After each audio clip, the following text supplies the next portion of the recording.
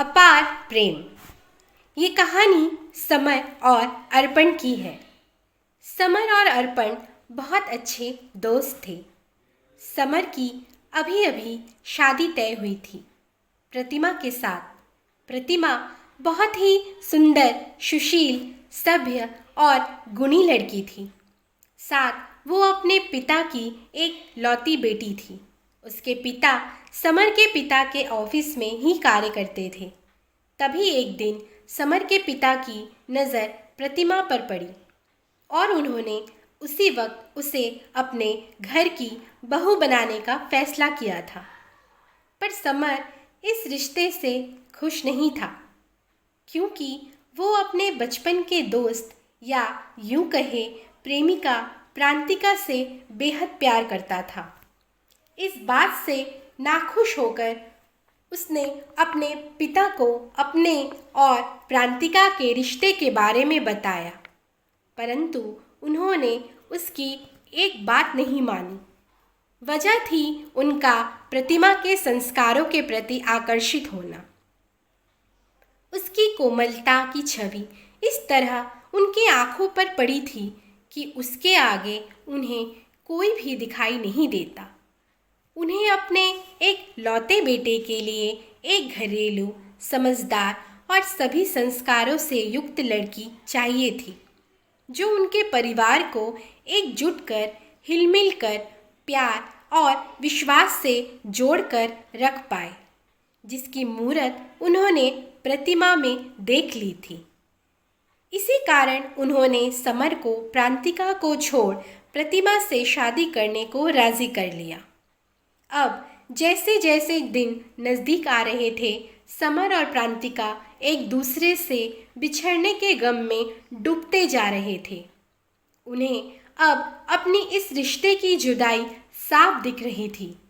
इसी कश्मकश में समर ने अपने जिगरी दोस्त अर्पण से मदद मांगी और उससे कहा कि वो कोई ऐसा रास्ता निकाले जिससे उसकी ये शादी टल जाए और उसे अपने पिता के आगे शर्मिंदा भी ना होना पड़े, क्योंकि उसने बचपन से ही अपने पिता को जीवन में बहुत संघर्ष करते देखा था।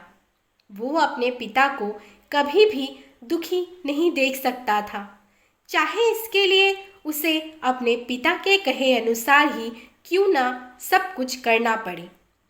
अर्पण समर का एक ऐसा दोस्त था जो बचपन से ही एक दूसरे के सुख दुख के साथी हुआ करते। चूँकि अर्पण के माता पिता बचपन में ही चल बसे थे और वो अपने चाचा चाची के साथ रहता था, पर उसे माँ बाप की कमी हर वक्त खलती थी, क्योंकि वो लोग उसे वो प्यार कभी नहीं देते थे जिसका वो असली हकदार था। तभी उसके जीवन में समर और उसका परिवार उसके खुद के परिवार जैसा बनकर सामने आया, जिसमें उसने अपना असली परिवार पा लिया। समर के माता पिता भी अर्पण को सगे बेटे की तरह ही प्यार करते थे। ये दोनों सगे भाइयों की तरह बचपन से ही पले बड़े थे। एक घर में ना होकर भी मन और तन से एक ही परिवार जैसे थे। इस तरह अर्पण समर का एक शरीर का वो मजबूत हिस्सा बन गया था जिसके ना होने पर समर का तो मानो कोई वजूद ही ना हो। तभी तो आज जीवन के इस कठिन क्षण में उसे अपने दोस्त की मदद की बहुत ज़्यादा ज़रूरत थी। एक अर्पण ही तो था जो उसके हर राज को जानता था, उसके और प्रांतिका के प्यार को समझता था और उसके लिए जान तक दे सकता था। पर फिलहाल उसे आज जिंदा रहने के लिए प्रांतिका की ज़रूरत थी, जिसमें उसकी जान बसती थी। वो उससे दूर नहीं रह सकता था, पर अपने पिता के मान के आगे वो मजबूर था, बेबस था। बस इसीलिए उसके आगे बस एक ही रास्ता था इस समस्या का हल, जो था अर्पण। अर्पण भी जानता था कि अब स्थिति हाथ से निकल चुकी थी, क्योंकि समर की शादी की तैयारियां जोर शोर से शुरू हो चुकी थी। पर अपने दोस्त को इस परेशानी से उबारना भी तो ज़रूरी था, क्योंकि एक नए रिश्ते को जुड़ते देखना और उसकी वजह से एक पुराने रिश्ते का अंत, ना, ये तो उसे भी मंजूर नहीं था। फिर बात तो उसके कलेजे के टुकड़े, उसके जिगरी दोस्त की खुशियों की थी। उसे जल्द से जल्द कोई ना कोई उपाय सोचना ही तो था।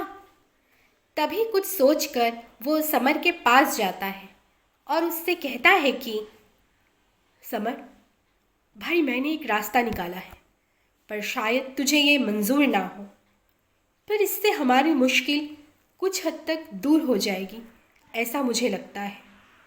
जो तुझे चाहिए वो तुझे मिल जाएगा। पापा जी को भी हम मना पाएंगे, जिससे वो अपना इरादा बदल दे और तेरी और प्रांतिका की शादी को मंजूरी दे दे। पर हाँ, ये इतना आसान नहीं होगा, क्योंकि मुश्किलें रुकावट का काम ज़रूर करेंगी, पर हमें हिम्मत और सब्र रखना होगा मेरे यार। बोल, जो मैं बताने वाला हूँ उसके लिए तू तैयार तो है ना? समर कहता, अरे यार, अब क्या मेरी जान निकालने के बाद आइडिया देगा? अरे तू जो कहेगा मैं आँख बंद करके मान लूँगा मेरे भाई।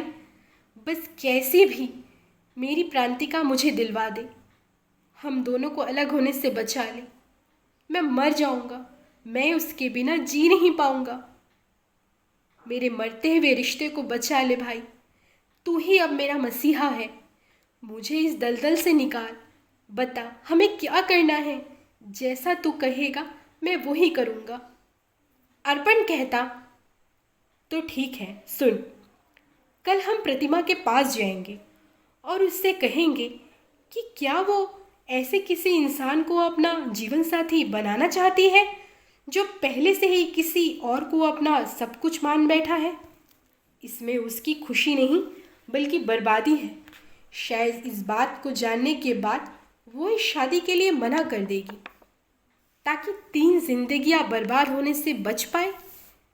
और मुझे यकीन है कि ये सच जानने के बाद वो भी सही फैसला लेगी, क्योंकि कोई भी भले घर की लड़की अपने पति को किसी और के साथ कभी बांट नहीं सकती।